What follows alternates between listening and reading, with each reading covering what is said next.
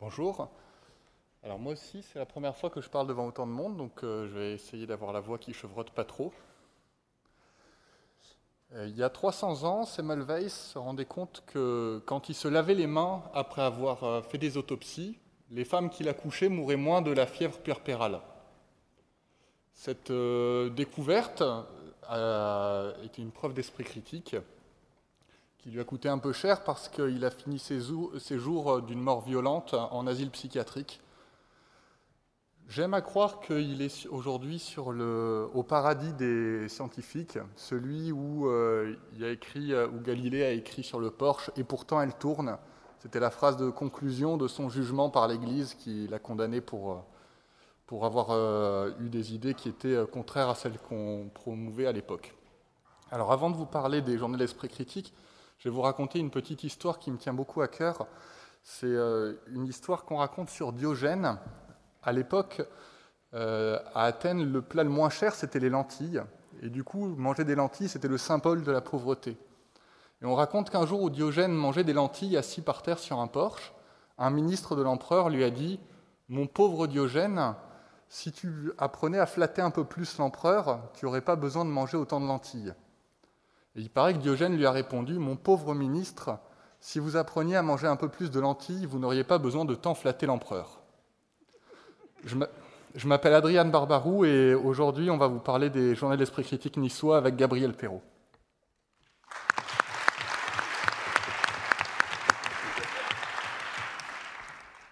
Bonsoir à tout le monde. Donc, je m'appelle Gabriel Perrault, je suis actuellement chef de clinique universitaire à la faculté de médecine de Brest et à l'époque des journées de l'esprit critique niçois, j'étais externe au moment de monter ça avec Adrien. Je vous présente ici ma déclaration publique d'intérêt. Je vais uniquement m'attarder sur le fait que j'ai co-organisé ces journées et que j'ai été secrétaire général de l'ISNAR-IMG. Ça aura une importance un peu plus tard. Vous pouvez retrouver tout ça sur le QR code vers Archimède où il y a toutes mes déclarations. Alors je crois que parmi mes liens d'intérêt, j'en ai pas qui sont susceptibles d'entrer en conflit avec ce que je vais vous dire aujourd'hui. Alors les journées d'esprit critique, qu'est-ce que c'est ? Les journées de l'esprit critique, c'est des ateliers qui sont faits par et pour les étudiants. On a choisi de faire des ateliers plutôt que des cours. On a choisi de parler de sensibilisation plutôt que d'apporter des connaissances. Et on a choisi d'aborder l'esprit critique au sens large. Il y a eu 4 éditions depuis la première qui date de 2016. Alors là, je vais vous partager un des ateliers qu'on avait réalisé qui avait plutôt bien fonctionné. Donc c'était une revisite de la lecture critique d'articles qui se faisait en petits groupes de pairs entre externes et internes de différents niveaux à qui l'on attribuait des articles courts que l'on amenait via les méthodes de l'ambassadeur à travailler en sous-groupe, puis à partager la critique en grand groupe et à partager donc le repérage des biais et quelle analyse on pouvait en faire. Donc c'était un des ateliers qui avait très bien marché. Encore une fois, on était sur une démarche très participative. Là, c'est un autre atelier qui avait aussi fonctionné, donc le débat mouvant, où là, on se basait sur des extraits de films comme le Dr. Knock ou le Dallas Buyer Club, que je vous recommande, dont on extrayait des morceaux du film et auxquels on ajoutait des phrases qui entraînaient un débat. Par exemple, la santé est un business comme un autre, qui pouvait du coup être rattaché au film du Dr. Knock.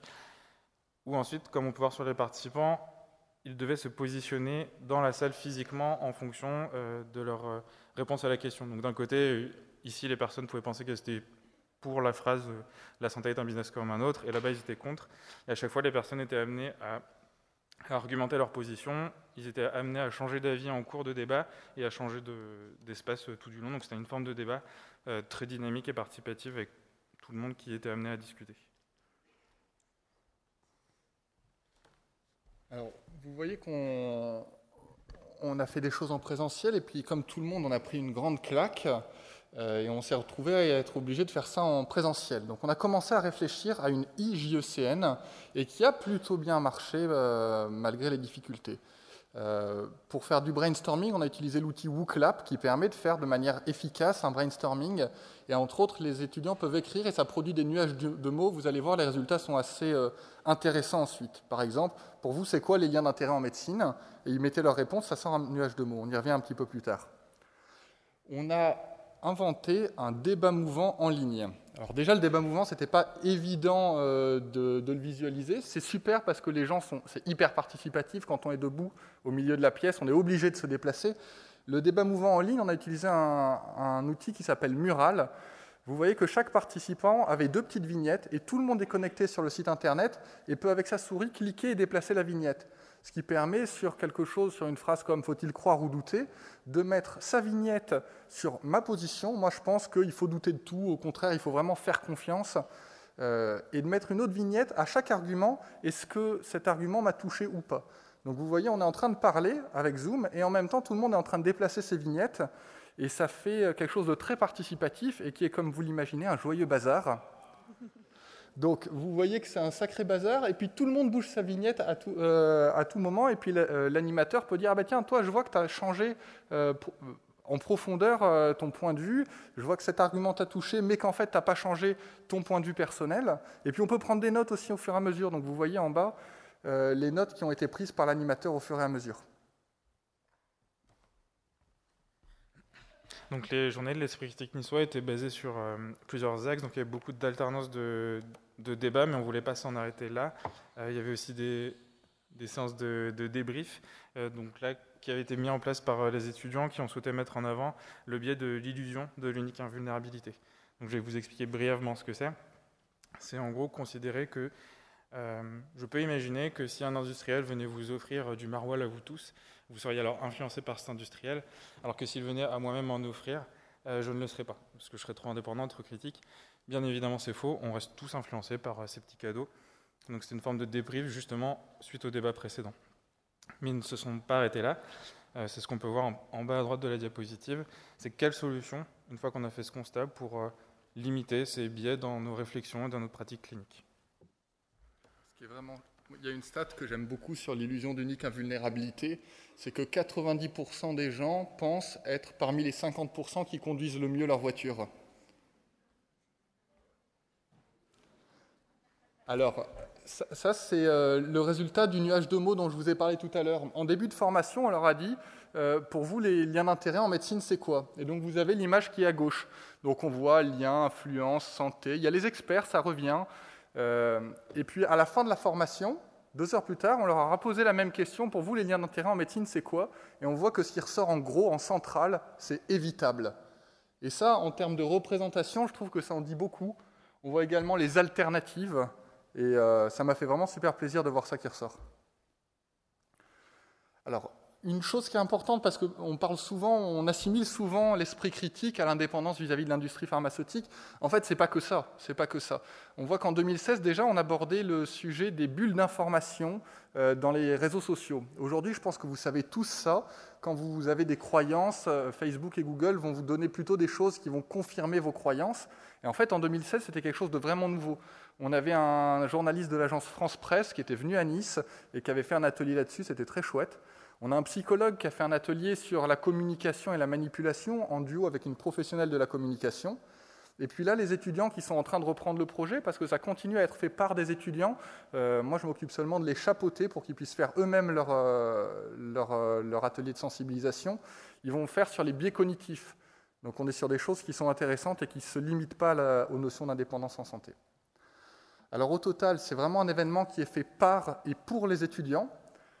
Il y a eu plusieurs présentations des journées de l'esprit critique niçois. On a été invité au printemps éthique azuréen, on a reçu le prix du généraliste, le prix de l'innovation pédagogique. Il y a eu des publications scientifiques, il y a eu une diffusion via le réseau de la NEMF. Les étudiants, le doyen, le département ont été super enthousiastes. D'ailleurs, vraiment, c'est l'occasion de remercier le département, le doyen, en plus du jury, parce que tout ça, ça contribue à une espèce d'effervescence. Il y a plein de choses qui se passent en ce moment. Et on arrive à notre dernière diapositive, où en fait, excusez-moi. En fait, on est en train d'assister à un vrai changement de paradigme. Ce qu'on voit aujourd'hui, ça n'a rien à voir avec ce qui se passait en 2016. On peut par exemple s'arrêter sur la fréquence de publication des articles en lien avec l'indépendance. On peut noter qu'il y a eu 138 articles publiés entre 1980 et 2019, dont la moitié a été publiée uniquement ces dernières années. Quand on a commencé ça, on était un petit peu des ovnis. Hein. Quand j'ai dit à ma directrice de thèse, est-ce qu'on peut faire une thèse sur l'indépendance en santé? C'était ouais, je pense, mais c'est pas sûr. Aujourd'hui, ça semble normal. Depuis, il y a la FACRIP qui est apparue, donc ça semble normal à tous qu'il y ait des formations à ça. C'est quelque chose qui est en train de se développer à toute vitesse. Il y a également l'ISNAR-IMG qui organise depuis plusieurs années déjà des congrès nationaux de qualité sans financement d'industriels du médicament. Et pour paraphraser un célèbre homme politique indien, les internes de médecine générale sont le changement qu'ils souhaitent voir dans le monde. Et c'est avec plaisir que nous assistons à un changement dont on est sûr qu'il va se prolonger aux autres congrès. Il y a eu la création d'Archimède.fr aussi, que vous connaissez tous maintenant. Et on a pu recevoir de nombreux prix et sollicitations dans le cadre de ces journées. Et pour terminer, c'est l'occasion pour moi, avec beaucoup d'émotion, de vous annoncer qu'on est en train de construire la journée de l'esprit critique nationale. Donc il y a des gens de toute la France qui sont en train de se réunir en ce moment. Et on a choisi, dans plein de villes, de construire un événement pour qu'il y ait un jour où, dans toute la France, vous allez pouvoir travailler là-dessus. On va commencer par une visio le matin pour que dans tous les ateliers, même là où, dans toutes les villes, même là où on n'a pas trop de moyens pour construire des ateliers, vous puissiez proposer ça à vos étudiants. Et dans l'après-midi, les universités qui peuvent organiser des choses en présentiel vont faire des ateliers sur le même modèle. Donc on est super content de voir ce changement en fait, qui va à toute vitesse. Hein. Le monde a changé à toute vitesse sur ces 5 dernières années. Il n'est plus question de est-ce que ça va continuer à changer. La question c'est comment et à quelle vitesse. Et ce qu'on voyait comme quelque chose de fou il y a 5 ans est aujourd'hui la norme. Et dans 5 ans, je suis sûr que ça sera encore plus chouette. Merci pour votre attention.